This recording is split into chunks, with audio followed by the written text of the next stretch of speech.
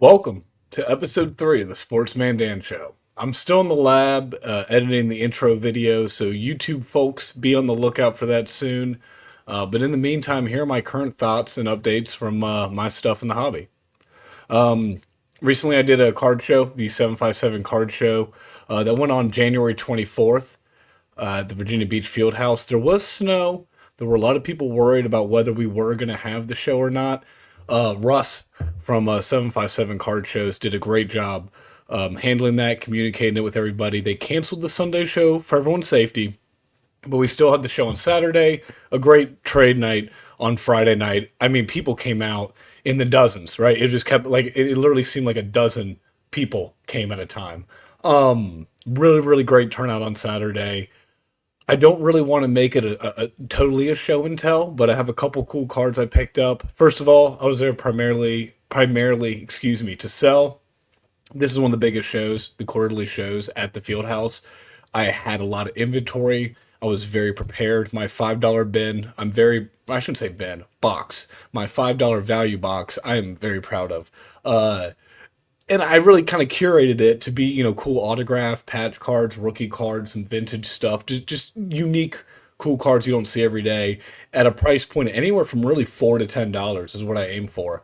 When I'm pricing this stuff out for that $5 box, so that did really well. I was super excited about that, but I did pick up some cards as well. You never know what comes up to your table, and sure enough, I was able to do a deal to get this 2023 Topps Chrome Pete Alonso Gold Refractor to 50. As you guys know, the gold of the Topps Chrome is, arguably the best refractor. In some, there are better. I think the number to 5 and the number to 10, but the gold's still pretty daggone good. Pete Alonso, Met Oriole, pretty good player there. Happy to pick that up in a trade. Or sorry, I actually bought that. Kid came up and he was wheeling and dealing, and I paid, I think, $30 for that, which is pretty much market price. The kid was he knew his stuff, but he came over and he's like, I saw your Orioles hat. He knew what he was doing, and I was like, dude, this guy's one of those. I used to have a Pete Alonso auto patch card that I sold, and well, maybe I kind of regret it a little bit. So that's one that I might send out for grading, because that and a 9 or a 10, I'll probably sell it again. If it gets less than that, probably keeping for the PC. Speaking of PC, running across some Allen Iverson rookies. If I get an Allen Iverson rookie card, picking it up. I think I paid like $5 a piece for these, which might have been an overpay. I forget the vendor, but I threw in, it was $15 for these four. He wanted 20. I came back with 15. But that's a Johnsky Noel, the Big Christmas. If you're not familiar with him, that's his holiday patch card. Well, anyway, the significance of that. Excuse me. I'm getting excited. He's on the Norfolk Tides. Well, he will be on the Norfolk Tides because the Orioles signed him to a minor league contract after he cleared waivers and was DFA'd. So we should be seeing him in Harbor Park. And what better card to get an auto on from Big Christmas than the, little holiday patch. I said it wasn't going to be a show and tell, and I spent a good 3 minutes on the show and tell, but that's okay. I also picked up some PSA slabs. I don't like slabs. I always say I don't, but it's funny when you pick up, like, this is for the PC. We'll get into it later, trust me, but I am the Coby Mayo guy. If you look at my Instagram below, Sportsman Dan BC, in my bio it says I am the number one Coby Mayo collector. There's another guy, Evan. He's also says he's the number one Coby Mayo collector, and he has quite a great collection. But anyway, I digress. The point of that card was, I think it's an 8 or a 7. Yeah, it's an 8. So this guy was just trying to get rid of this card. It's a pretty cool, the bandana insert, number to 99. It's a paper Bowman, but still is rookie. People don't value 8s. I do, because I value the card. So I got that at a decent price. That was actually at trade night someone brought that up, and I was like, you brought this to the right guy. But that's it for show and tell. I did pick up some slabs, and like I said, I don't like slabs. I prefer in-person autographs, and this is the perfect segue. If you want to authenticate an in-person autograph with a slab, that's cool. I totally get that. I do a lot of that myself. When I met Jackson Holiday, I got that, Bowman Chrome first authenticated. I actually got a grade on it as well because if I'm gonna send it in and take all the trouble, might as well give me a grade. I know some people just like to authenticate autos. I've done that as well. But anyway, I did get it slabbed. It is an in-person auto, and it is still going in the personal collection, even though it's a PSA. I just kind of like the look of it, and it is a little bit trendy. I get it; it's PSA, but SGC doesn't authenticate autos, so and I didn't really want to send it to Beckett. But that's just my opinion, and that's right. My what's the word I'm looking for? I'll think of it later, and I'll feel real stupid. Excuse me. Anyway, moving on to the next topic. Um, Actually, the next topic is why I like in-person autos uh, more than probably any other aspect of the hobby. Let me show a couple photos here. For anyone who's not on YouTube, I apologize. You won't be able to see these, but you know what? I'll make a post. Actually, I know. I think I've already posted this photo on my Instagram. But this is me with Joe Smith. Those who are not familiar with him, he was the number one overall pick in 1995. Absolute hooper out of Maryland, but more importantly from Norfolk, Virginia. 757, one of 757's finest. ACC Player of the Year, Naismith Player of the Year. Super cool to talk to him. I literally was like, this show was so busy. I didn't know if I was going to have time. And I always watch the lines. I'm just, for honestly, for anyone else who has ADHD, card shows are kind of the greatest thing ever because I'm just constantly doing something. So with that, I noticed it's around noon. Okay, the line's starting to die down. It probably didn't happen until about noon 30 or 1. I was able to get over there, talk to Joe a little bit, and you guys know me, I'm a card guy. I went ahead and picked up this Power Palette rookie card. Super cool because there's like no back pretty much. On the other side, it's just the same photo, but it's like a different angle kind of on the blue. I don't have the other side. But anyway, got him to sign it, asked him to sign it in a silver Sharpie. It was super cool. We talked for a minute before I had to get back to my table.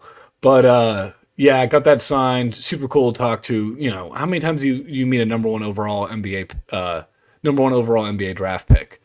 I think the only other one I've met is Ralph Sampson. Steph Curry wasn't a number one overall pick, was he? He might have been. If so, I met 3 because I bumped into Steph Curry at the airport. But Joe Smith, underrated hooper, super cool auto there. Dwight Stevenson, I don't know if you guys are familiar with him. One of the best centers of all time. Unfortunately, blew out his knee. But that's his All Pro card, 1981, I believe, his All Pro card. But, you know, for all the linemen out there, respect. Especially centers. Centers get a bad rep. Probably because a lot of you guys are weirdos. I'm just saying that because of Jeff Goodwin, if you're hearing this. I was a kicker. In my intro video, I'm going to try to include some clips of me kicking. But anyway, I was a kicker. And the center was also the long snapper. And for me, it was Jeff. And Jeff's a great guy. Love Jeff. But Jeff's an absolute weirdo, like me. Kickers and centers. Centers are a unique breed. But Dwight Stevenson was cool as hell. That dude, I mean, look at old photos of him. I know there we're looking a little bit comparable in size. This dude was a hoss. He legitimately, he's a Hall of Famer for a reason. But anyway, I love meeting legends, especially Hampton Roads, Virginia legends. I have this photo from the field house. You can see this was it was picking up here. This was probably taken around 10 or 11. But I'm gonna show another photo here.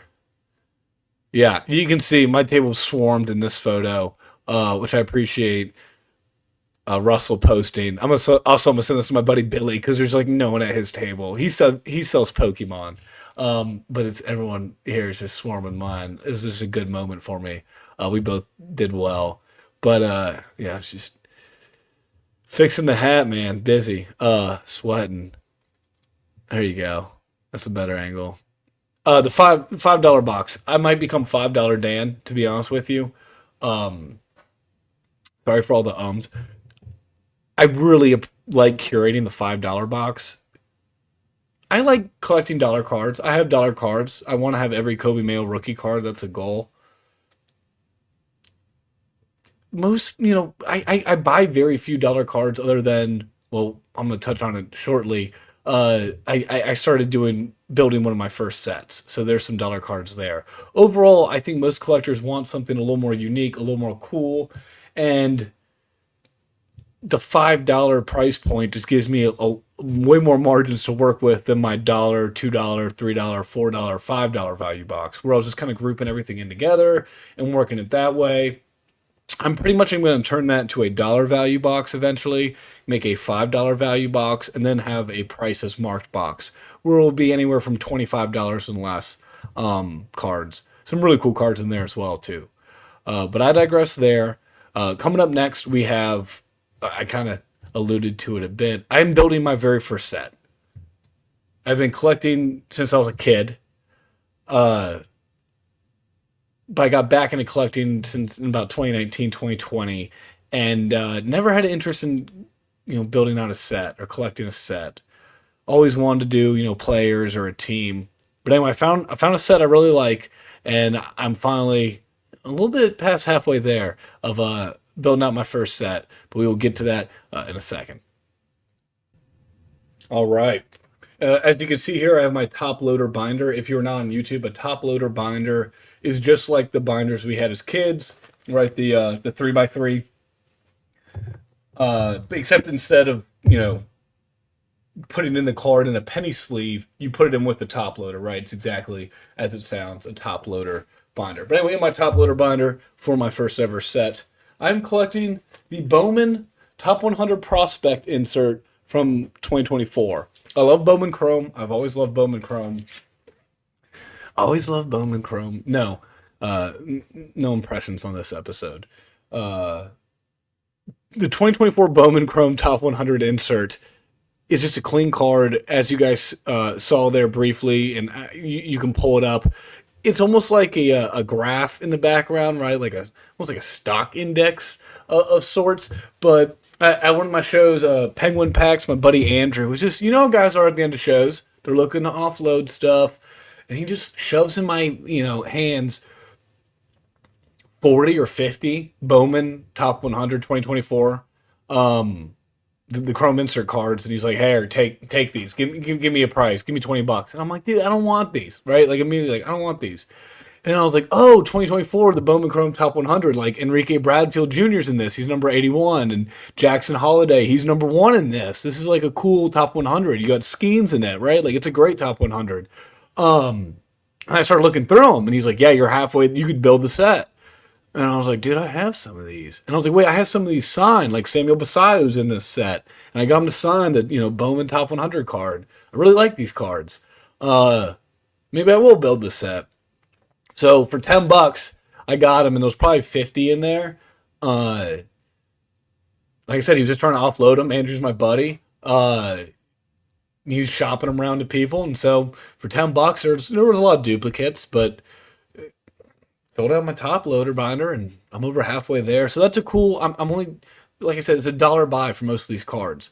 Today I was trying to get the skeins. I don't have the skeins yet, so I might be paying $3 for one of them, maybe $4. And it's an overpay, and I know it. But let me just go ahead and get the skeins now.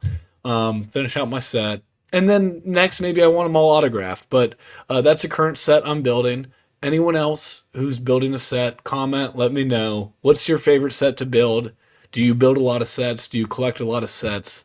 I'm 30 years old. This is the first set I've ever collected. It's already given me ideas for the next set I want to collect. But I can't wait to finish out all 100. It's cool, too, that it's only 100 cards. It's very easy. They're all $1 a piece. And at the end, I got at least $100 worth of cards, you would think.